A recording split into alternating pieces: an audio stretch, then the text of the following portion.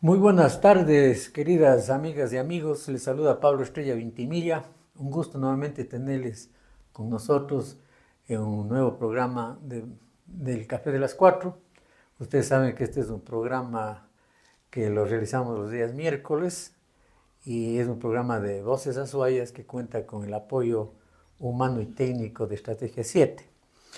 Este programa es muy especial porque le dedicamos a un querido profesor primero, después amigo y maestro toda la vida, que es Efraín Jara Hidrobo. La semana anterior, el día 26 de febrero, se celebró un centenario de su nacimiento. Se le han hecho algunos homenajes y nosotros también, este programa del Café de las Cuatro, queremos hacerle un homenaje muy especial. Para eso le hemos invitado a un querido amigo, Johnny Jara, que es el primogénito de 4 hermanos de Efraín, que tuvieron Efraín con Atala, y realmente está con nosotros por una circunstancia muy especial que lo vamos a ir explicando. Bienvenido, Johnny, un gusto tenerte con nosotros. Muchas gracias, Pablo, por la invitación. Un gusto estar aquí y me alegra que podamos tener una conversación en torno a una figura, pues no solamente vamos a hablar de mi padre, ¿no? Sino de una figura que ha calado hondo en la cultura y en la literatura del país. Así es. Johnny también sigue los pasos de Efraín, pues. También tiene unos estudios de literatura en la Universidad de Cuenca, musicología en la UDA Con la anterior, ¿no? pontificia, En la la pontificia, universidad, cuando era claro, pontificia. cuando era pontificia. Después se convirtió en UDA. Y en Nueva York también ha hecho estudios de literatura inglesa y estadounidense, porque ahí pasas creo que más de 20 años. Ya nos 23 hablarás años, también. claro, Fuiste claro. profesor también de Benigno Malo, de lo cual fue también Efraín, y en un colegio de Isabela, eso El nos colegio cuentas. Fray Agustín de Azcúnaga, Estaba un nombre medio difícil, de pero un cura que vivía allá, en claro. Isabel. Y es ahora colaborador de muchas revistas internacionales y nacionales y tiene un libro de relatos que es su ópera prima, Un día de invierno en Nueva York. Entonces, bueno, actualmente es director de una escuela de inglés en Paute y de una biblioteca, porque ahora está radicado allá. Comunitario, claro. Sí. Bienvenido entonces, y yo quisiera explicar algo que me parece importante. Yo nunca le llamé Cuchucho a mi querido amigo Efraín, solamente al comienzo doctor y después Efraín. Pero es el apodo que realmente, el sobrenombre que mucha gente le conocía más que como Efraín, como Claro, claro. Cuchucho. Y ha Entonces, sido hereditario. así. Claro. Conversando contigo, el momento que conversábamos en torno al programa, queríamos realmente hacer un programa en el que conversemos sobre Efraín más como persona que como personaje. Y en ese sentido, pues, nos pareció conveniente hablar de los 100 años del Cuchucho. Claro. Eh, Hay una circunstancia muy especial que yo quiero explicar y por ahí vamos a comenzar. El hecho de que Johnny estuvo en los últimos años con Efraín, es decir, él le acompañó en los 5 últimos años hasta su Así fue. fallecimiento. Y además una cosa especial porque como consecuencia de un accidente de tráfico, Efraín tuvo un golpe que le llevó poco a poco a ir perdiendo su vista, ¿no? Tenía una mácula Y su entonces, memoria. y su memoria también. Y creo que durante esa época vos estuviste con él, le acompañaste durante todo el tiempo y es una cosa muy especial. Las fotos que pusimos antes de iniciar el programa dan cuenta justamente de esa cercanía mm, con Efraín y Johnny. En la una está en un abrazo fraternal, con mucho cariño, y en otra él está leyendo. Ya nos explicará cómo y por qué tenía que leerle, pero es a base de esta circunstancia que tuvo que vivir Efraín desgraciadamente en los últimos tiempos. Pero al mismo tiempo yo creo que fue una experiencia muy especial para ti como hijo, porque Claro. realmente te convertiste en quien le guiaba y quien le leía Y y el quien le ponía en Lazarillo. contacto con el mundo. Claro. ¿Cómo Claro. viviste esa situación? Y sería interesante que nos cuentes Claro, al con respecto, gusto. ¿no? A partir del fallecimiento de mi madre, pues decidí regresar de mi largo exilio, autoexilio, de 23 años. Y claro, hablábamos con papá por teléfono, pero él nunca fue un buen conversador por teléfono, ¿no? Era muy escueto, muy parco. En Entonces, cambio, era un excelente conversador en vivo y en directo. excelente conversador, claro, pero por teléfono no tenía esa paciencia, si quieres, ¿no? O me decía, bueno, ¿sabes qué? Estoy ocupado, tengo que ver a mi gato, hablamos después. Entonces, bueno. Así que cuando regresé de Estados Unidos, se volvió, digamos, muy entrañable nuestra relación, ¿no? Muy entrañable. Y él tenía 84, entonces vi que ya estaba, digamos, me contó del accidente, yo no estaba aquí cuando sucedió, que eh, desafortunadamente un chofer de la Casa de la Cultura hizo un giro indebido y tuvieron un accidente. Papá no estaba con el cinturón de seguridad, entonces salió despedido hacia el frente, se golpeó con el parabrisas y fue una contusión muy, muy fuerte. Y esa contusión le provocó daños colaterales serios, ¿no? Porque él mismo decía, se me borró el disco duro, perdió la memoria, ¿no? Ujú. Perdió la capacidad de habla por un tiempo y empezó la degeneración macular de los ojos, ¿no? Entonces, No pero llegó a perder la vista, pero no del todo, pero entiendo que pues el problema con la mácula es que ya no distingues, ves simplemente borroso, ya. ¿no? Entonces no, a veces no podía distinguir a las personas y me decía, ¿quién es? Claro, después, pero como era un hombre muy orgulloso también no quería que nadie vea su condición, pues no, entonces hacía un esfuerzo sobrehumano por mantener siempre la conversación y todo, ¿no? Para él habrá sido grave el hecho de no poder leer, pues él que ha leído Terrible, toda la vida y ha terrible, terrible, escrito. terrible, ¿no? Pero lo que a mí me llamó mucho la atención un día, porque yo me transformé en sus ojos, le leía todos los días del periódico, había el cartón piedra, el suplemento, ¿no? El cartón piedra del Telégrafo, me parece, o Sí, no, creo. Sí, hoy, sí. bueno, un periódico de Quito, pero el cartón piedra era interesante. Entonces, todos los domingos eh, compraba el cartón piedra, el periódico y leíamos, ¿no? El comercio mismo creo que fue. O del comercio, El creo, comercio, no creo. estoy seguro. Pero bueno, en todo caso, me llamó mucho la atención el hecho de que eh, él no leía en la computadora, ni mucho menos, ¿no? Pero tampoco ya leía el periódico, pues a pesar de que le hacíamos, digamos, a veces yo le hacía unas letras enormes en la computadora para que lea algún texto o algo, y ya no podía. Le compré unas lupas especiales y todo, pero ya no. Entonces me transformé en sus ojos y él tenía una fascinación especial por el papel. Le gustaba coger un libro y sentir el papel, Acariciarle. sí, acariciar al papel o leer el libro o el periódico, ¿no? Había esta complicidad con el papel que me parece una cosa muy, muy linda de Ya. él, ¿no? Entonces, claro, ya en sus últimos años, Soledad Corral también vino a ser parte de la familia, pues era la lectora oficial cuando yo no estaba. Y, y bueno, en todo caso, pues asistí a la lenta degeneración de sus habilidades y de su condición humana, ¿no? Porque la vejez es horrible y obscena, ¿no?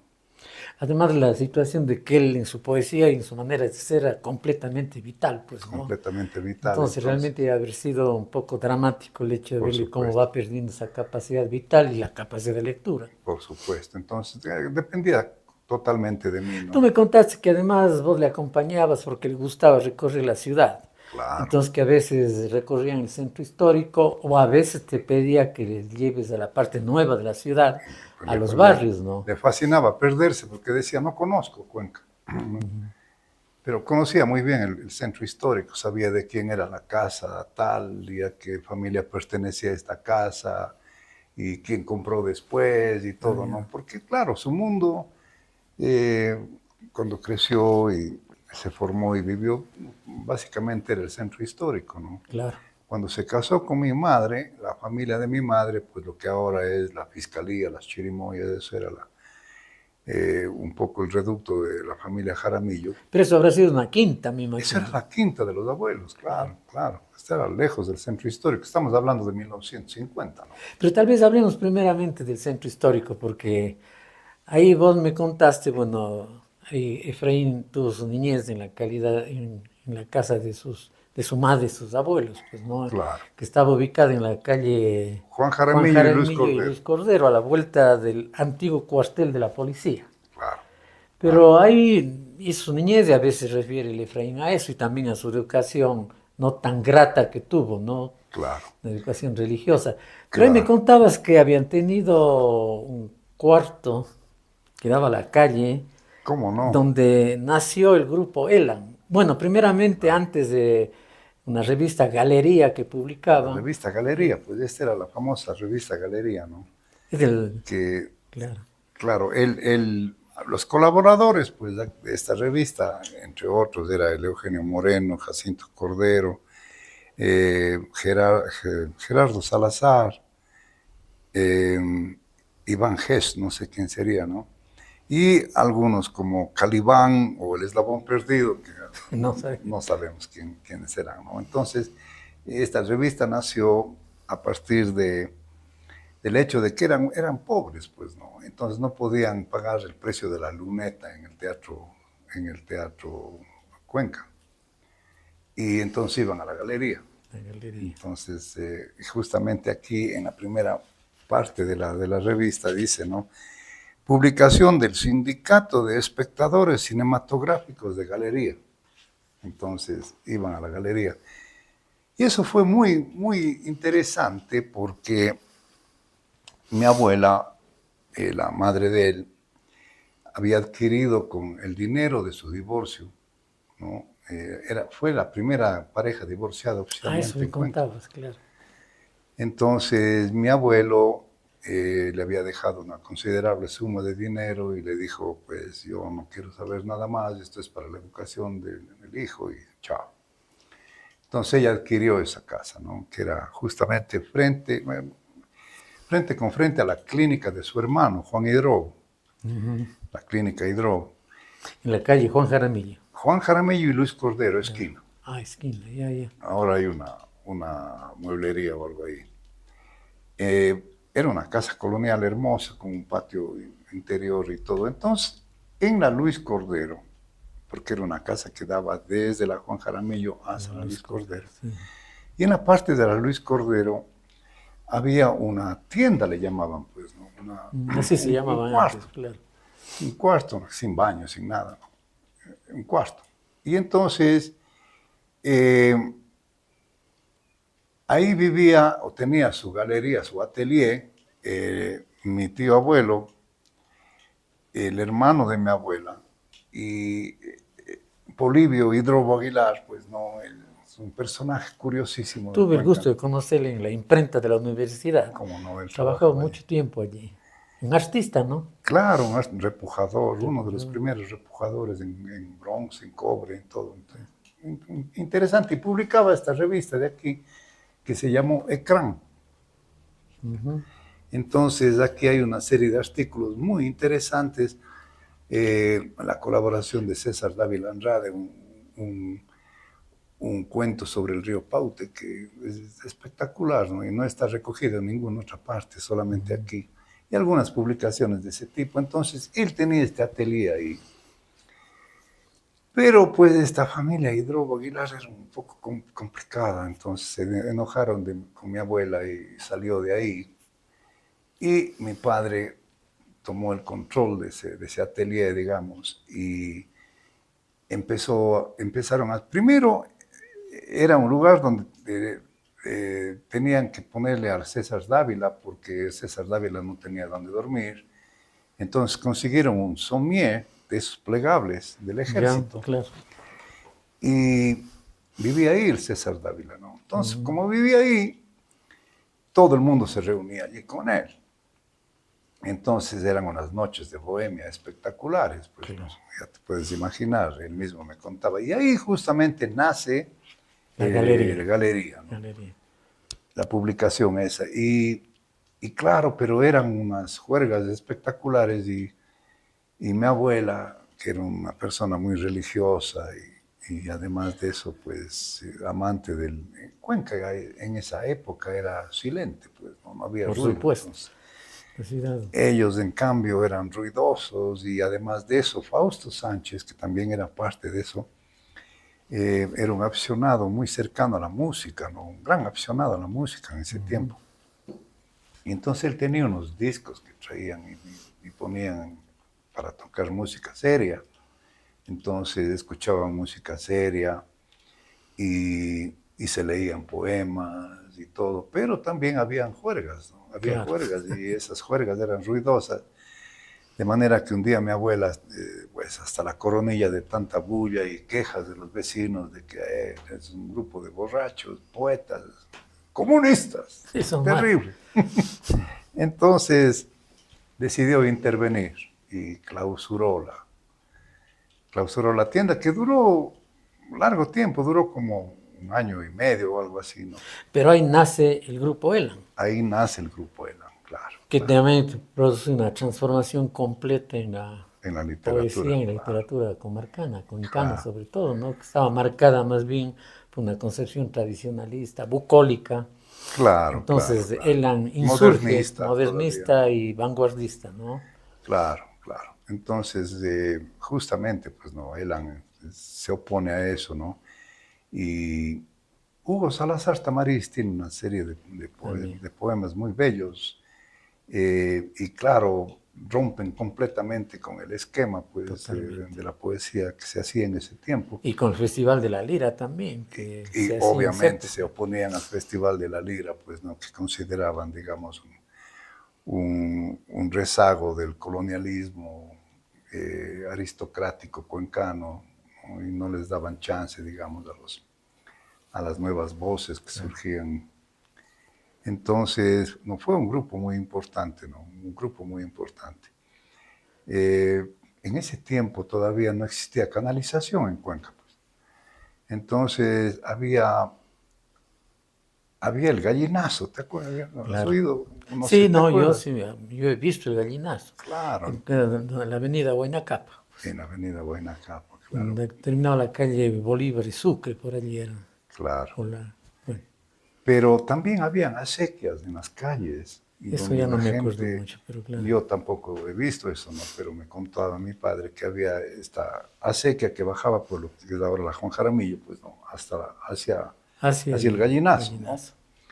Y ahí todo el mundo depositaba los excrementos, antes se usaban las vacinillas y esas Claro. cosas, ¿no? Entonces, decía, era un ambiente un poco pútrido, un olor terrible. Y bueno, pues ya era Cuenca en ese tiempo. Y entonces las juergas que tenía el grupo Elan eran muy conocidas, ¿no? Especialmente César Dávila Andrade, que ya era mayor a ellos, ¿no? Mayor. Mayor, como 6 años, algo así. Me parece que sí, me parece que él es del 19 o del 20. Entonces, claro, él era el líder del grupo, ¿no? Y hay una anécdota muy interesante que contaba Joaquín Zamora y mi padre en un día de Algún esos. rato hablaremos del Joaquín también, muy amigo Oh, del Efraín. claro, claro, un personaje muy Muy querido, ¿no? querido. Nació en el mismo año, 2 meses antes de mi padre, y murió el mismo año, 2 meses después de mi padre. Ah, Entonces, fueron hermanos de toda la vida, ¿no? Y Joaquín ha sido un personaje, tío Joaquín, pues, ¿no? Toda la vida, desde que era niño, le conocí a Joaquín. Joaquín, claro. Joaquín nunca escribió, pero un hombre muy Pero inteligente. tiene una vida que es una novela completa. Ah, Pues, ¿no? absolutamente, Muy absolutamente. interesante. Yo sí le conocí a él, conversamos, una conversación muy agradable. Muy agradable, También muy tiene, inteligente, un hombre muy sí, inteligente y con sus convicciones políticas muy bien establecidas, ¿no? Un hombre de izquierda sí, completamente, ¿no? así era. Un gran admirador de César Vallejo. Él podía recitar de memoria poemas enteros de César Vallejo, ¿no? Un hombre maravilloso, Joaquín, ¿no? Entonces amigo muy querido de mi padre. Y Eugenio Moreno, que fue con él a la escuela, pues, porque ellos estuvieron en las Catalinas primero, los dos, Ya. que eran vecinos. Y luego después fueron a la escuela de los hermanos de La Salle, que era todavía es, pues, ahí Acá en de la Gran Gran Colombia. Colombia. Y luego después al Borja. Entonces, por eso, Esa etapa, recuerda el Efraín, como una etapa no muy importante en mm, su vida, sino todo lo contrario, es decir, esa medio traumática, ¿no? traumática para él, ¿no? Ahora, claro, también después entra Derecho. Y ahí Claro, también estaban de estudiantes de Derecho Eugenio Moreno y Jacinto Cordero, que fueron mis claro. distinguidos profesores en Derecho después, Compañeros pues, de ¿no? toda la vida, Compañeros. ¿no? Compañeros de toda la vida. Y después de LAN, eh, y compañeros de... Ahora, el caso es de que el Efraín, la primera vez que va a Galápagos, vamos a hablar en este momento ya de Galápagos, se va en el año 1948 en una gira de estudiantes de Derecho, que estaban ya Claro, egresados o por regresar. claro, ¿Qué claro, claro. pasó en esa visita que Efraín hace a las islas en esta gira? Bueno, él ya tenía un serio problema de alcoholismo a esa edad. Entonces, estaba barajando las posibilidades, como no había alcohólicos anónimos en Cuenca, estaba barajando la posibilidad de irse a un lugar remoto para huir del trago, ¿no? Y cuando va a la gira de la universidad a Galápagos, en ese tiempo, imagínate, no era si mal no estoy, había un barco que se llamaba el Don Lucho, una cosa precaria, terrible, que demoraba 3 días de ida y 4 días de vuelta desde Galápagos. Entonces fueron con un grupo de estudiantes de la universidad y se quedó embelesado, no prendado, alucinado de las islas. Entonces dijo, no, tengo que regresar allá porque es la única opción de dejar de beber y de alejarme de César Dávila. Eh, Así que sí, entonces volvió y solicitó al Ministerio de Educación un nombramiento para profesor de escuela en Galápagos. Y claro, nadie quería irse en ese tiempo a Galápagos, así que era bienvenido alguien que decía, bueno, quiero irme allá, encantado. Y consiguió finalmente, en 1954, le dieron el nombramiento, pero le dijeron, oiga, vea, puede irse allá, profesor, pero no hay escuela. Entonces tiene que fundar una escuela en Floreana, ¿no? Entonces dijo, ya, no hay problema.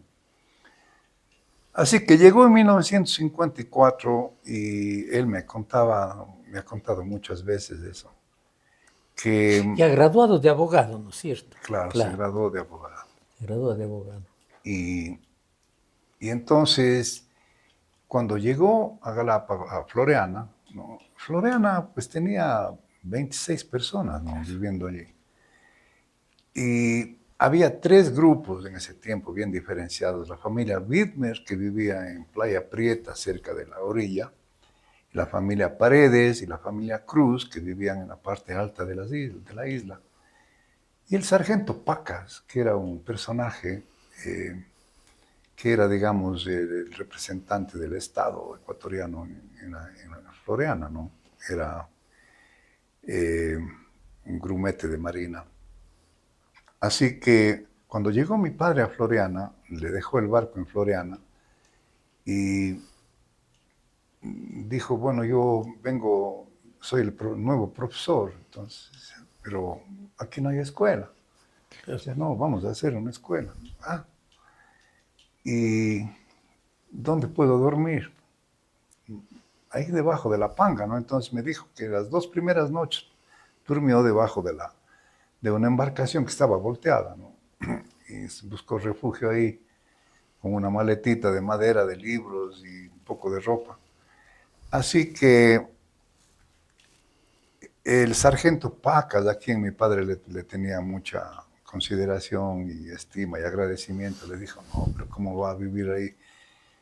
Le dio un cuarto en la Capitanía de Puerto, ¿no? Un cuarto sin cama, sin nada. Finalmente él fue hacia la parte alta de la isla, conversó con los padres de familia, los Cruz y los Paredes, y les dijo, bueno, yo soy el nuevo profesor, vamos a construir una escuela. Ellos sí tenían 5 niños en la escuela, ¿no? Entonces, de edad Pero en escolar. total creo que eran 7, ¿no? 7 u 8. Eran algo así, sí, 7 u 8. Pero tal vez antes de pasar a eso, Johnny, yo quisiera, anoche nomás leía esta parte que un ensayo, una especie de ars poeti, que escribe cómo él entiende la poesía, que se llama Confidencias Preliminares, escritas en 1979 con una especie de prólogo El mundo de al las mundo de evidencias. las evidencias, la Ah, primera edición, ¿no? Ahí describe realmente qué es lo que significó para él Galápagos. Una cosa extraordinaria, extraordinaria, ¿no? un encuentro con el cosmos, con la Exacto, naturaleza, con exacto, el ¿no? mar. Galápagos significó, Un encuentro duro, pero muchas veces, por durísimo, supuesto, ¿no? durísimo, ¿no? Porque era un mundo físico. Claro. Y bueno, este era muy joven también él, pero de todas maneras, sin embargo, fíjate, Galápagos para él fue un laboratorio, el laboratorio telúrico, ¿no? Exacto. De toda su obra, además que llevaba libros muy selectos, escogidos, entre ellos, pues, Cita incluso algunos de los libros que claro, leyó allá, pues. claro, claro, que fueron su cabecera, ¿no? Tomás Eliot, estaba André Gide, eh, y bueno, algunos otros, pero Después te contaré una anécdota que yo viví con Efraín, justamente a partir de dos de esos títulos que estás diciendo vos, pero después me reservo para contarte. claro, con gusto. Entonces, claro, las lecturas que él hizo allí, pues no eran, de alguna manera, fueron enmarcando, digamos, toda su concepción filosófica que Vital, subyace en la poesía, ¿no? Sobre claro. todo filosófica, ¿no? El enfrentamiento el enfrentamiento de la conciencia con el mundo y todo eso se dio ahí, ¿no? Pero, como dices, Galápagos era un lugar sumamente fuerte, ¿no? Tosco, físico. Ahí era un mundo de machos, recios, curtidos por el sol y la sal. Que Y, tenían que salir a pescar y a cazar claro, chivos y si no, no a comían. bucear en el mar. Claro, y no solo eso, desollar, por ejemplo, salían de cacería.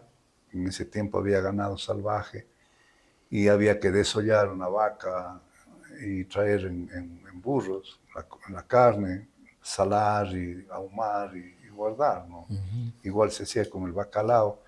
Entonces, claro, esa parte que mi padre no vivió en Cuenca, en la Cuenca de ese entonces, ¿no? Para él fue un descubrimiento enorme, ¿no? Era una experiencia La- extraordinaria. claro, la experiencia con la naturaleza, Y el encuentro fuerte consigo mismo y también, consigo que es mismo, lo ¿no? que también él rescata mucho, ¿no? Ahora vamos a la escuela.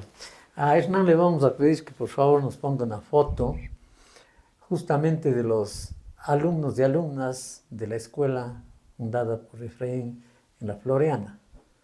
Ahí está. ¿Qué nos dices al Claro, respecto? es una belleza. Dos, cuatro, seis, ocho están. Sí, ocho alumnos, y todos eran Cruz o Paredes. Y me parece que hay uno que no era de ahí, pero que era hijo de algún militar, pero de todas maneras todos estaban allí, ¿no? Y todos ahora son ya, hay algunos que ya nos han dejado, pero el resto todavía vive, ¿no? Se ve una el escudo del Ecuador. Pero esa escuela ya fue construida, y eso ya fue en 1955, cuando los padres de familia y él decidieron construir la escuela, ¿no? Un aula, porque antes de eso daban clases debajo de un árbol de algarrobo, buscando la sombra, y tentaron las primeras letras en la arena de la playa cuando bajaba la marea. Ese era el pizarrón. Ese era el pizarrón. Claro, entonces eso ya es en 1955, cuando ya hicieron la escuelita o un aula, ¿no? Y entonces, como ves, los niños pues todavía casi descalzos, no era una vida muy libre. Ahora, allí Efraín escribe, estando en Cuenca, un poema que se llama Carta de Navidad. No pensando en Cuenca, sino que... No, estando en Cuenca. Estando en Cuenca, claro. Pensando claro. en sus experiencias de Floreana. ¿Cómo no? Yo creo que es el primer poema que yo leí del Efraín. Ah, sí. Y realmente me impresionó. Es muy hermoso, es muy hermoso. Si podemos leer, sería claro. Podemos muy leer. grato. Y justamente Delfina Paredes es una de las niñas que está en la foto. Porque ¿no? es dedicado a Delfina Paredes, ¿no? Claro, era una muchacha muy dulce, mi padre le quería ¿Cuál mucho. es de ella la que estaba, creo que La que está al final, a la derecha de la foto. Podemos repetirle tal vez, sí. En la primera fila, a la derecha, la primera a la derecha, de la derecha, ¿no? Ya. En la primera fila. Se Ella le es ve muy Delfina vivaz, Paredes. ¿no? Sí. Delfina Paredes. Entonces él escribió este poema que se llama Carta de Navidad. A Delfina Paredes en la isla Floreana, archipiélago de las Galápagos. No estés triste, pequeña, si no puedo volver. Días y días de olas están entre tu risa y mi amor, entre mi corazón anegado de trigo, maíz y golondrinas, y el tuyo prisionero de agua sin fin, de espuma y pájaros marinos. Aquí el cielo es muy alto para que las montañas tengan cabida y pueda el gavilán trazar los lentísimos círculos en que fluye el silencio. El agua canta y baja desnuda entre las piedras como una procesión de risas. Las colinas son como un golpe de olas que se quedaron atónitas. Si corres con el alma de puntillas, si echas a volar los ojos tras el lento bostezo de las nubes o el verde temeroso de los sauces, de pronto altas murallas de piedra te circundan y raíces te crecen en los pies. Tu cabeza se llena de murmullos como un árbol. Si palpas la corteza del nogal, si en tu palma relumbra la centella de la espiga, la sonrisa del pétalo, la lágrima del fruto, hojas te brotan en la sien y el viento, los gorriones y el polen se acogen a tu sombra. La Navidad se acerca, Delfina, y mi fantasma sube desde las aguas y ronda por la orilla. Hace una vida estuve contigo, tú recuerdas. Juntos buscamos conchas, vagamos por la playa, hallamos en las rocas una botella. Tú me preguntaste, ¿es esta la Navidad? Ahora, la dorada marea del recuerdo cunde en mi corazón y yo respondo, sí, esa es la Navidad. Un resplandor del alma, una botella ilesa traída por las olas, un rastro en las arenas que las aguas vacilan en borrar para siempre. La Navidad ya llega, Delfina, y solo veo niños, igual que tú, comprando la alegría, mientras la lluvia pudre su pequeño esqueleto. Porque aquí todo cuesta, la flor, el pan, la risa. Hay un amenazante manojo de relámpagos, una voz dura, un ojo, una cerca de alambre entre tu mano ansiosa y el diminuto cielo de la manzana, entre tu pie y el prado de los tréboles. Solo muerte y tristeza nos dan gratis. En fin, Delfina, algo nos dejan. Allá en la isla todo era tan simple y diferente. Tu padre y yo salíamos con los primeros pájaros a pescar. Monte adentro, íbamos a través del aroma de las guayabas y limones, como a través de espesos cortinajes. ninguna voz colérica diciendo, esto me pertenece, el pescado, la fruta, los rebaños son míos. Nuestra ansia maduraba. En abril, las ciruelas, y nadie nos miraba con rencor por ser pobres. ¿Vas a la escuela? ¿Cantas el himno nacional mientras cortas leña y cuidas las gallinas? Te enseñé que la patria no está en el mapa, no, sino en la dulce huella que dejas en la arena, en la espina que rasga tu blusa cuando subes al naranjo o a la acacia, en todo cuanto adquieres con moneda de sudor o alegría.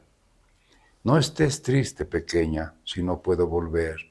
La Navidad se acerca y estamos tan distantes, mas pienso en ti, en Santiago, tu dulce y triste hermano, en los sitios en donde aún mi alma reluce. A través de mi sangre miro llegar las olas y la espuma soltar sus trenzas de blancura delirante. Digo entonces, donde pongas tu pie, las cosas han de hablarte de mí, han de pedirte que no olvides mi nombre. Duerme, pequeña, el mar y yo velamos desde ahora tu sueño. Hermoso. Hermoso, hermoso. Este rato confirmo que es el primer poema que yo leí de Efraín y me impresionó tremendamente, ¿no? Y hay unas metáforas Las muy metáforas bellas, ¿no? bellísimas, además la parte humana, Sí, y al mismo claro. tiempo que describe parte de su vida allá, ¿no? Exacto, claro. Y fíjate, por ejemplo, hace alusión a eso, ¿no? Cuando iban de cacería, Exacto. cuando iban de pesca, eso para él fue un mundo Otro absolutamente mundo. maravilloso, ¿no? Claro. Y caló muy hondo en su vida, siempre, ¿no? Siempre Galápagos. Ahora, termina una primera etapa esta, que es muy interesante, y regresa a Cuenca. Claro, Y de aquí se va casado con tu madre, cómo no, con Atala Jaramillo, que tuve el gusto de conocer y disfrutar de su carácter exquisito y de cómo su no. amor a todos ustedes y a sus amigos y también a su humor, que Sí, tenía claro. un humor muy fino, muy especial, ¿no? Muy especial, un ser muy especial, ¿no? Porque mi padre tenía una novia, pero ella no quiso acompañarle a Galápagos. Le dijo, no, ¿cómo te imaginas meterme en Galápagos? Galápagos era el fin del Ya mundo me en ese imagino, tiempo, ¿no? claro. Pero mi mamá dijo, yo voy, no hay problema, pero nos casamos. Así que se fueron y entonces creo que yo fui concebido ahí, Vos ojalá sois que no. concebido allí, Claro, claro, porque no se sé, regresan a Galápagos y después claro. regresa a Tala a dar la luz Que no acá. sé si debajo del árbol del algarrobo, pero de todas maneras las condiciones eran muy, muy duras para una mujer embarazada allá, entonces mi madre tuvo que volver y él se quedó allá. Pero él volvía todos los años y todos los años se quedaba embarazada mi madre, ¿no? Porque éramos 4 en línea como un rondador. Y finalmente pues pidió el pase a, pidió el pase a San Cristóbal, donde fue juez provincial Claro. de las islas, ¿no? Era pues un juez de paz más bien, ¿no? Porque lo que hacía es celebrar matrimonios o tal vez, porque no había abogados en Galápagos, No, no, entonces no no sé. tenía sentido mucho un juez, ¿no? Claro. Entonces, claro, había litigios sobre tierras y esas cosas que él ayudaba a redactar y mandar al continente, ¿no? Donde finalmente se dilucidaban todas esas cosas. Pero pasó una cosa muy curiosa allí, porque en 1959, cuando él era juez allí, llegó una carta de la colonia penal de Isabela. Ah, que en esa época estaba allí, pues en las Todavía, Galápagos, claro, claro. a principios del 59, ya le habían llegado algunas cartas y tengo justamente un sobre aquí, ¿no? Llegaban en estos sobres. En ese sobre llegó Señor doctor Efraín Jara y juzgado, San Cristóbal Galápagos, claro, Post Office, Post Office, Galápagos. eran los únicos sobres que se hacían en Galápagos, ¿no? Podemos mostrar el sobre, no sé si se lea, pero ya leí.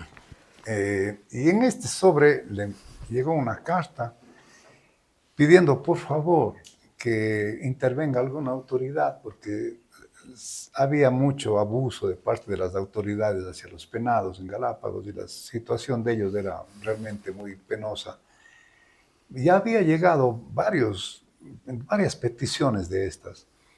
Y a principios del 59, no, a mediados del 59, él decide irse con su secretario, que era el Arturo Peña, a ver qué pasaba, ¿no?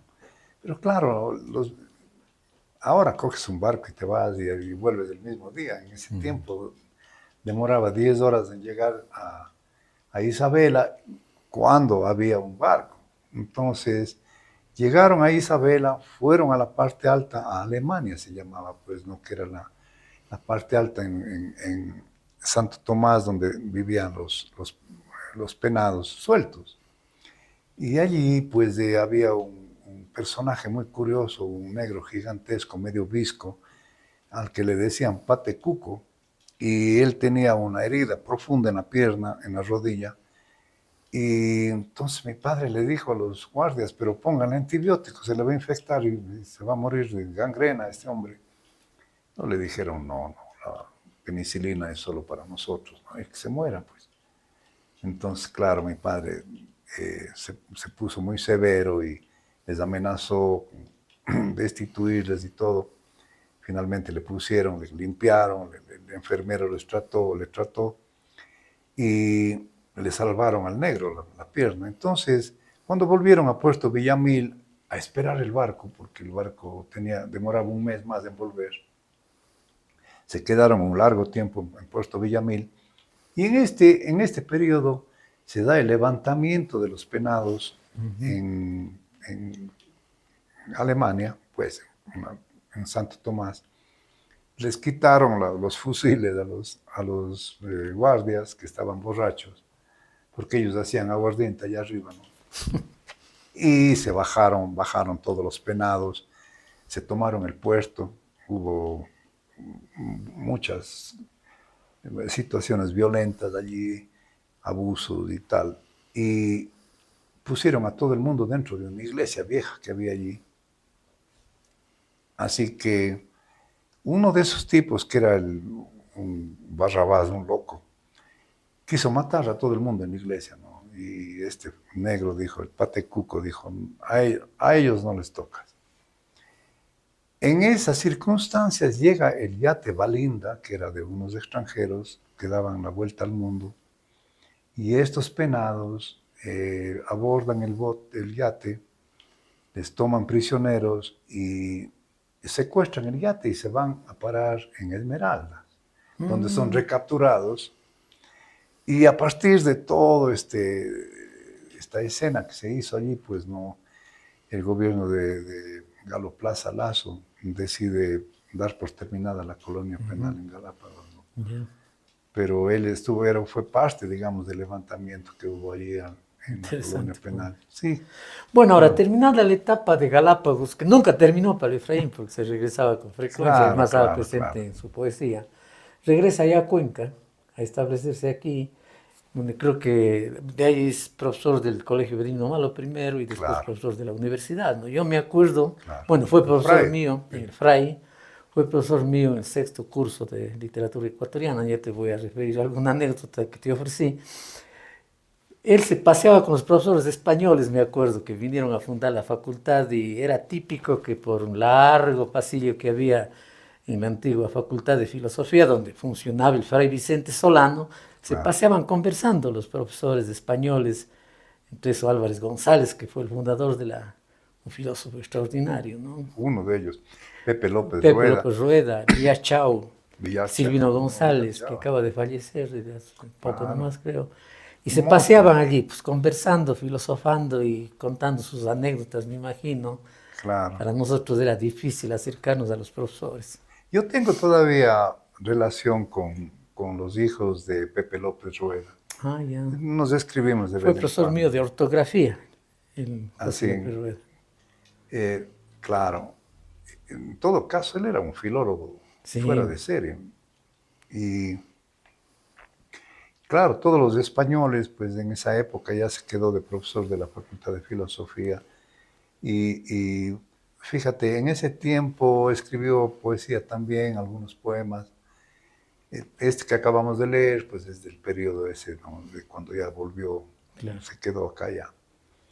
Y empezó, digamos, a partir del 61, en 1963 me parece, él ganó un concurso del Ismael Pérez Pazmiño del Universo, justamente con un poema que se llama La balada de la hija y las profundas Claro, evidencias. ya. Ah, con ese gana. Con ese Es un gana, excelente claro. poema también. Pero ya él estaba, debido a sus estudios de lingüística, de teoría literaria y todo, ya estaba él entrando en su poesía experimental. De hecho, el primer libro que aparece después de 20 años de silencio de publicar, ¿no? Justamente aparece La balada de la hija y las profundas... Aparecen 2 poemas, se llama el libro, ¿no? La balada de la hija y las profundas evidencias y Añoranza y acto de amor, que fue Claro.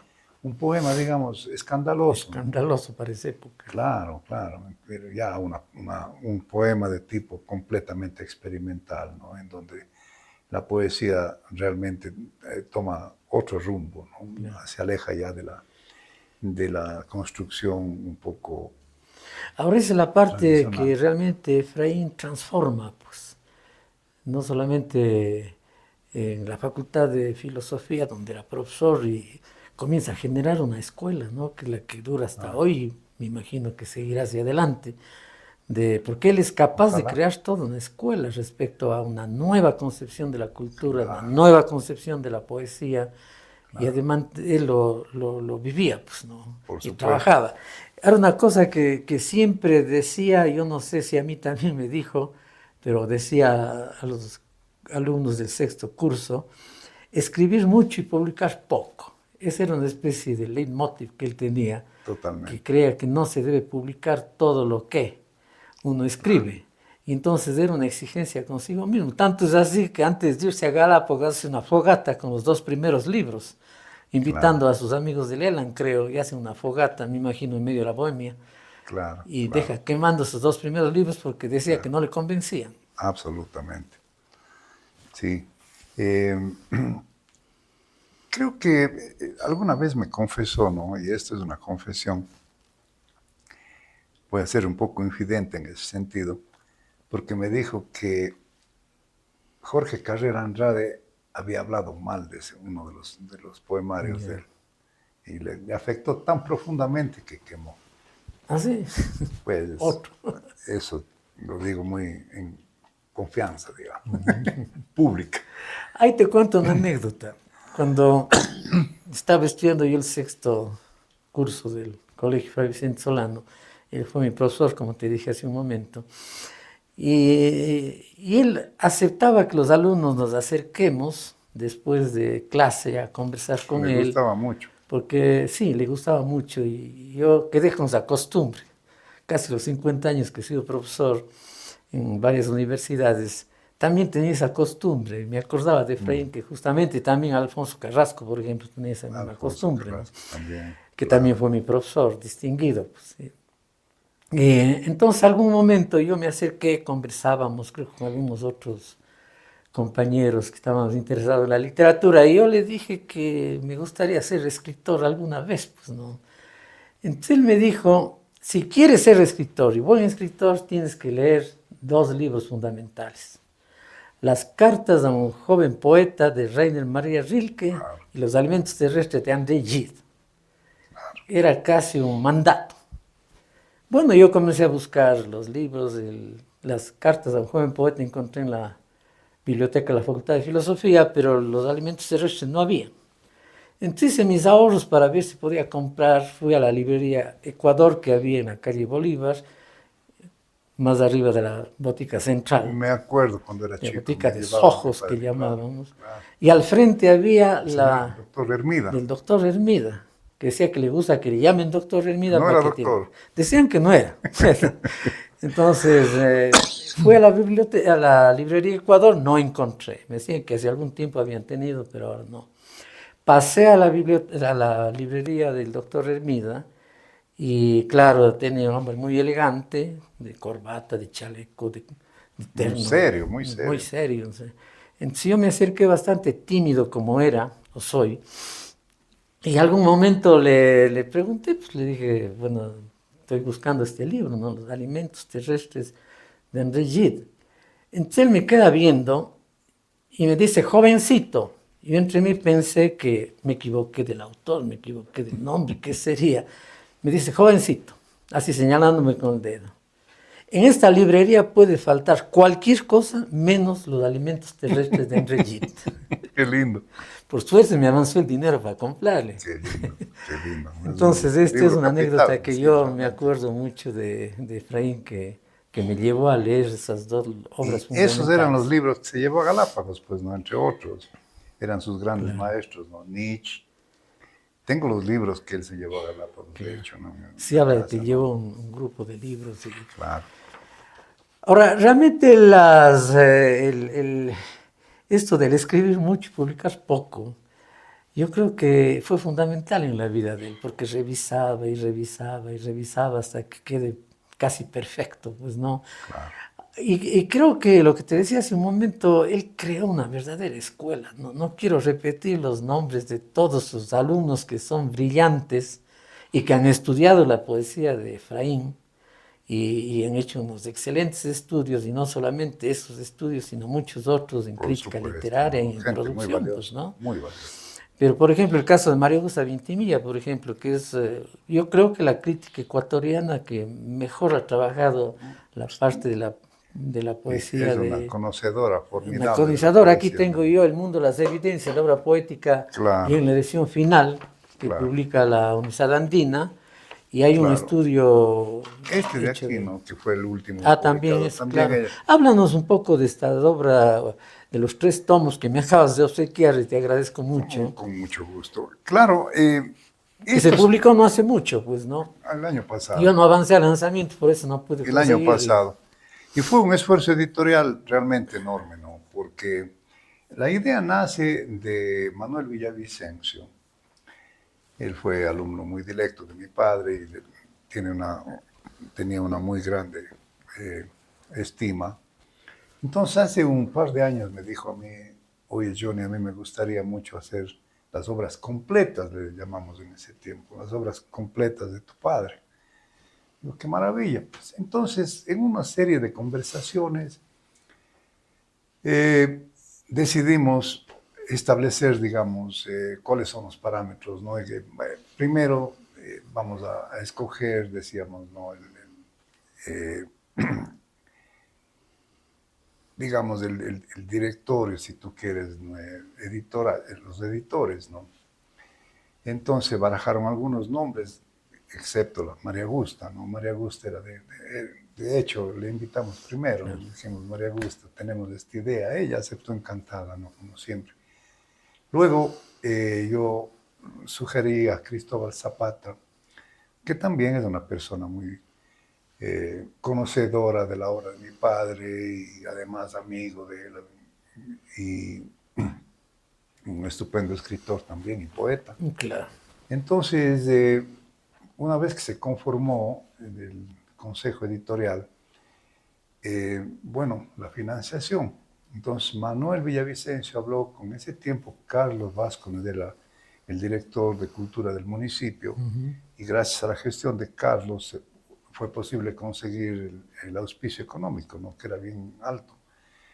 Y Son tres luego, tomos, son son tres tres tomos, tomos, claro. claro, claro. Y muy bien presentados. Muy, muy bien hecho, es una Muy bien edición hecho. preciosa, ¿no? Y exhaustiva. Bueno, se cambió el nombre a poesía, digamos, a obra reunida, ¿no? Porque realmente no se publicó, no es toda la obra. No es todo. Y no es toda la obra justamente por lo que acabas de mencionar tú, ¿no? Se respetó el criterio, porque yo tengo muchísimos originales Claro. que son inéditos. Pero hablando con María Gusta, decía, bueno, por alguna razón él no Sí, publicó eso, ¿no? claro. Por Y yo creo supuesto. que debemos respetar Y es eso. importante eso. Entonces, obviamente no se publicó, es por eso no llamamos obra completa, sino obra reunida. Y es muy interesante porque también nos tomó 2 años, ¿no? De reuniones periódicas para afinar todo el material. Como yo tengo tanto material de cajas y cajas que eran materiales de estudio de él, empezamos, digamos, a escoger, ¿no? De todo esto, qué es lo publicable, Ya, porque muchas de esas cosas también estaban incompletas, ¿no? claro. Maravillosos estudios que de pronto faltaban 2, 3 páginas, ¿no? Ujú, Entonces quedaba todo ya. incompleto o faltaba el final y esa era una cosa lamentable porque son estudios magníficos. Sin embargo, se logró